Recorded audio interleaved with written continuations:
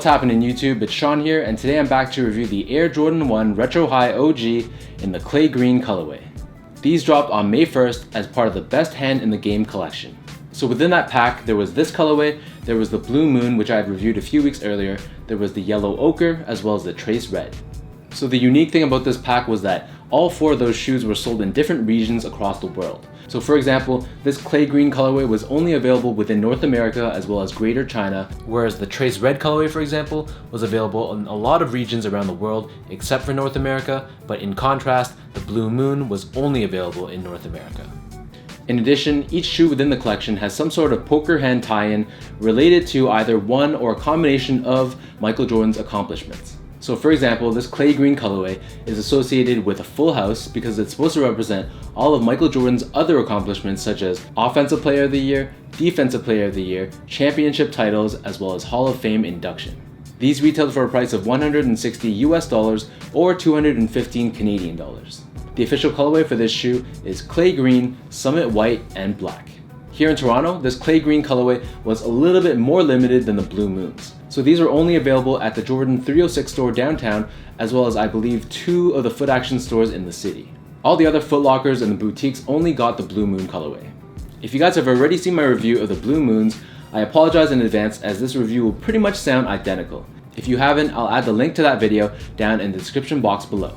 So this takes your standard Air Jordan 1 high silhouette. The base layer of this shoe, which is found around this toe box, along with the side panels, is comprised of a smooth white leather. I found that the quality of this white leather on this clay green pair was a little bit better than the quality of the Blue Moons, but that's probably just due to luck of the draw and inconsistencies between the leather.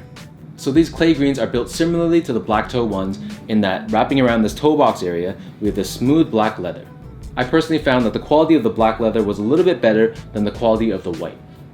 Found on the mid panel of both the lateral side as well as the medial side, we have a Nike Swoosh. This is done in suede in this clay green color. We also have this clay green suede wrapping around the back heel as well as around this ankle collar area as well. Stamped onto the lateral side of this ankle collar area, we have this Air Jordan Wings logo done in black. Wrapping around the very top, this is done in a smooth black leather. These Jordans come standard with a flat style lace done in black, and they also come with a secondary pair of laces done in a clay green color.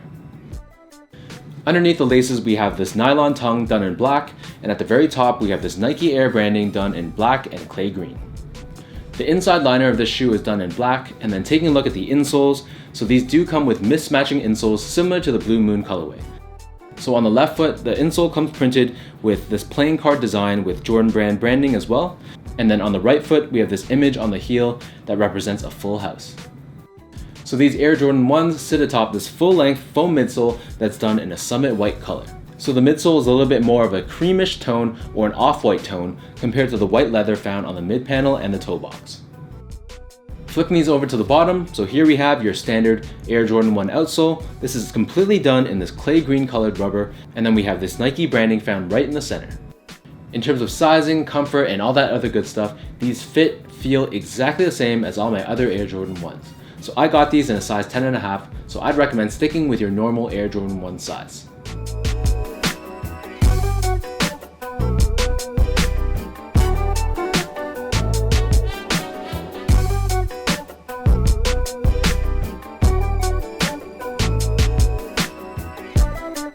Now let me lace these up and show you guys how these look on feet.